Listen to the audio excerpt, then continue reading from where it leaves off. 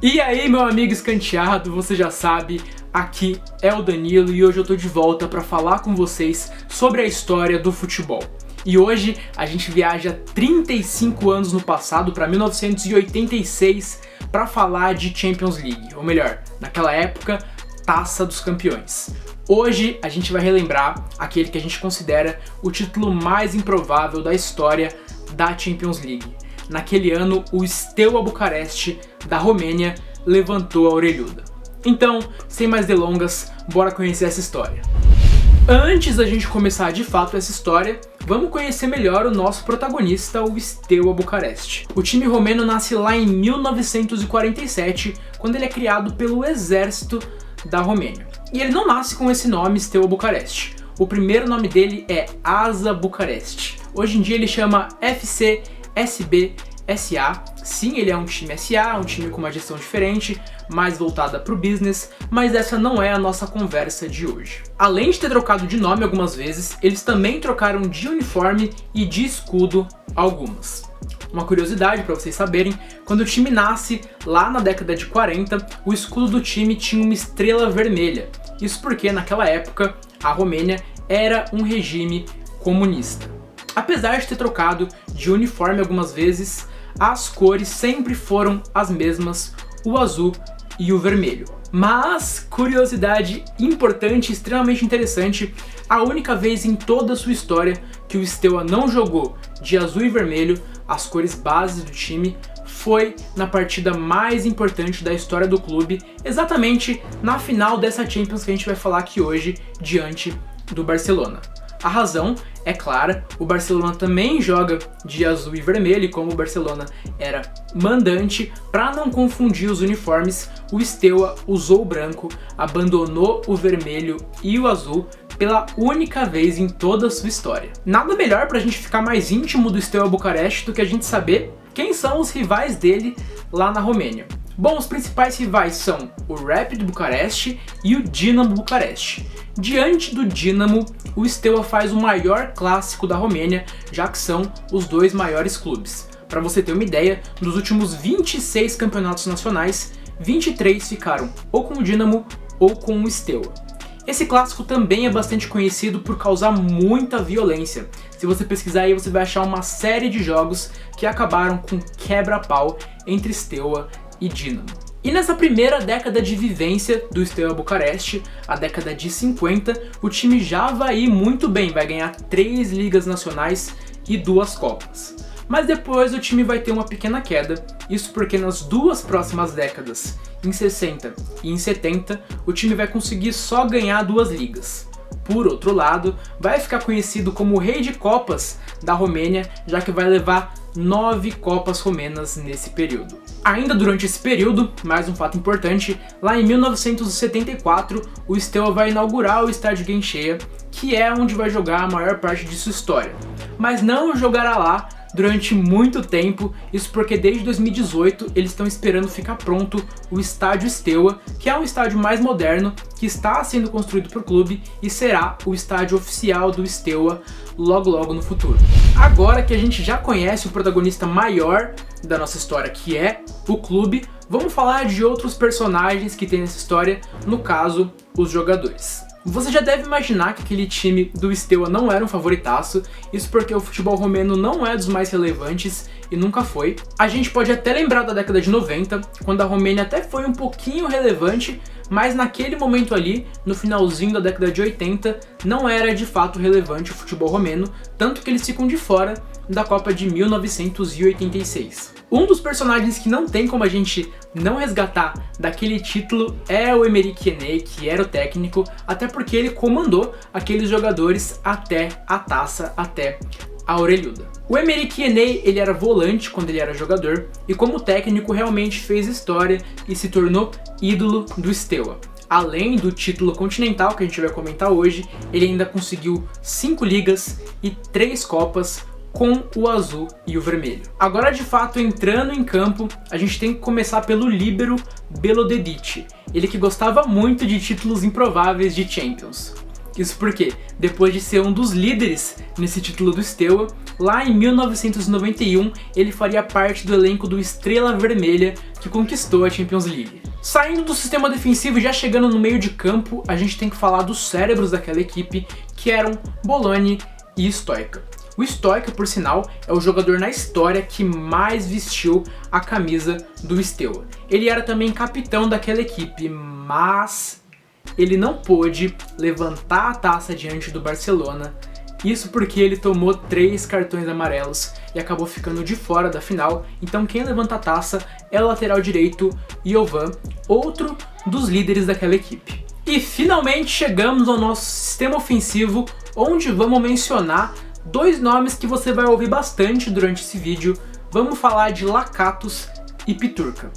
O Lakatos, que é provavelmente o jogador mais bem sucedido a já ter vestido a camisa do Steaua, isso porque ele é o jogador da história que mais tem títulos nacionais romenos. O Piturka, por outro lado, naquele finalzinho de década de 80, foi um dos maiores artilheiros da Europa, então segura esse ataque. Mas para falar do destaque de fato do time, acredite ou não, a gente tem que regredir o campo inteiro e voltar lá para a defesa para falar de quem estava debaixo das traves de Dukadan. Para você ter uma ideia da relevância dele naquele ano, ele foi considerado pelo prêmio da Bola de Ouro o 8º melhor jogador do mundo em 1986 e foi, para falar a verdade, o grande herói daquele título. Então vamos começar a falar de fato daquela Champions, da Taça dos Campeões de 1986. O Steaua se classificou para aquela Champions de 86 após vencer no ano anterior o campeonato nacional, o campeonato romeno. E vamos lembrar também que a Taça dos Campeões tinha um modelo diferente de competição do que tem a Champions hoje. Em vez de ter fase de grupos e depois mata-mata, era só mata-mata.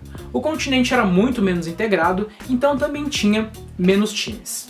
Na primeira fase, o Steaua enfrentaria o Vejle da Suíça, e depois de empatar por 1-1 no jogo de ida, ele mete um sonoro 4-1 na volta e já se classifica para a próxima fase. Na próxima fase, mais uma vez não teria um grande adversário pela frente, teria o Honvéd da Hungria. O Honvéd, sim, o time do Puskás, onde ele brilhou lá na década de 50, 60. Diante do Honvéd, mais uma vez, um passeio.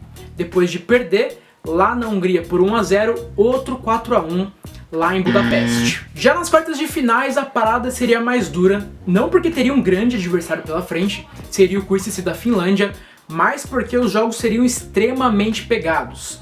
Depois de um 0-0 na Romênia, o Steaua vai para a Finlândia precisando vencer o jogo para se classificar para semis e vence. 1-0, gol de Piturka, que já tinha marcado nos outros dois 4-1, gol dele e classificação para semi. Nas semifinais, finalmente vamos falar de um time que você deve reconhecer aí pelo nome, porque o Steaua pegaria o Anderlecht da Bélgica. O Anderlecht que tinha tirado o Bayern de Munique nas quartas. E mais uma vez o confronto seria muito pegado, isso porque no jogo de ida, na Bélgica, o Steaua perde por 1-0. Então precisaria dentro de casa vencer por 2 gols de diferença para se classificar. E o Steaua mete um 3-0 com 2 gols de Piturka, o artilheiro Piturka, e se classifica para a grande final. Se a gente olhar, até que o caminho não foi tão complicado, não teve nenhum gigante em termos de tradição, até aqui no caminho do Steaua, mas na final o adversário, como você sabe, seria o Barcelona, e agora sim a parada seria extremamente dura. Se o Steaua quisesse ser campeão, ele teria de provar diante de um dos maiores da Europa. É verdade que o Barcelona daquela época não era extremamente assustador, até porque quem controlava o futebol espanhol naquela época era o Real Madrid, que ganhou ali no finalzinho da década de 80 5 La Ligas seguidas, mas ainda assim o Barcelona era favoritaço e uma potência europeia. E o Barça do Schuster era ainda mais favorito, porque a final daquela Taça dos Campeões, final única, seria disputada em Sevilla, na Espanha. Se não tinha o favoritismo do seu lado, é claro, o Steaua apostava numa consistência defensiva absurda para segurar o Barcelona lá na Espanha. E o Steaua segura não só durante os 90 minutos, mas também durante os 30 minutos de prorrogação. O jogo fica 0-0 e vai para os pênaltis. E nos pênaltis, meus amigos, Dukadan. Na verdade, os dois goleiros começam bem, porque as duas primeiras cobranças de cada lado, os dois goleiros defendem. Então, já tinham sido duas cobranças para cada lado e ainda estava 0 a 0. Então, o Lakatos, decisivo demais, vai lá e anota o seu. Então, o Dukadan pega mais 1 a 0 Steaua. Então, o Balint vai lá e anota o seu. Se o Dukadan pegar, o Steaua é campeão.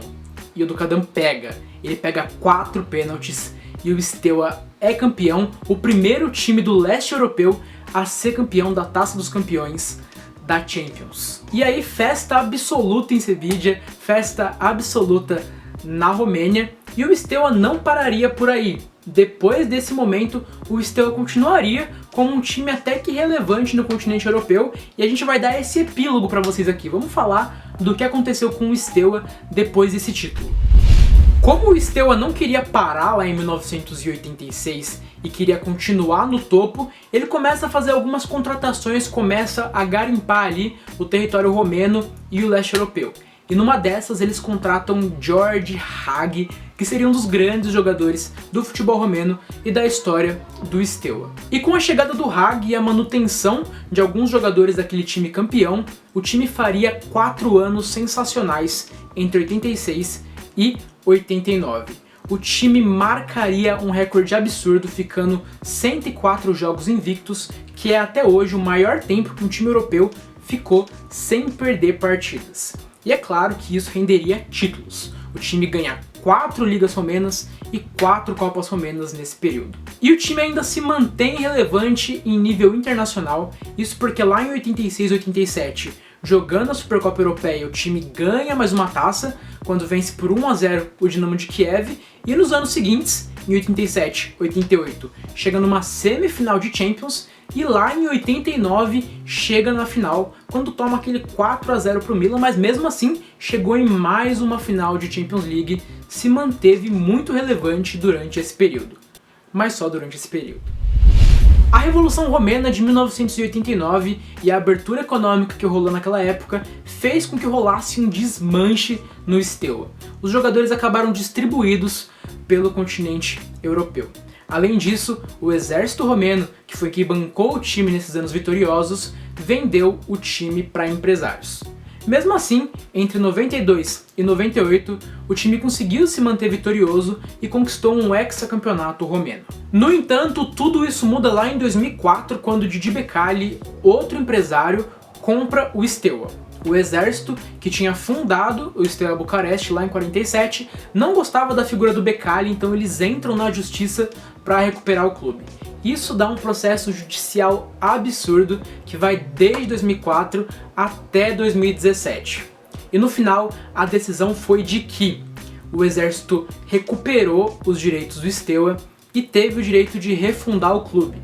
Por outro lado, o Becali, como tinha todos os bens, todos os ativos do clube, teve que mudar de nome e escudo, e então o Steaua original se torna esse time que a gente falou no começo, o FC SBSA, que é esse time com uma gestão voltada para o business. Então hoje em dia temos dois Steauas, o Steaua original, podemos dizer assim, que está com o exército, e o Steaua em termos de ativos, de bens, que foi reestruturado, mudou de escudo, mudou de nome. E nem preciso falar que no final quem sofre com tudo isso é o torcedor, que lá na década de 80 foi muito feliz sendo campeão, vendo o time levantar troféus, e hoje em dia vê o time dividido, a torcida dividida, e provavelmente, a partir dessa cisão, não vai conseguir tão cedo recuperar os bons resultados conseguidos lá na década de 80. Bom, triste pro torcedor do Steaua. Mas agora eu quero saber de você, você concorda que esse título do Steaua Bucareste foi o mais improvável da história da Champions?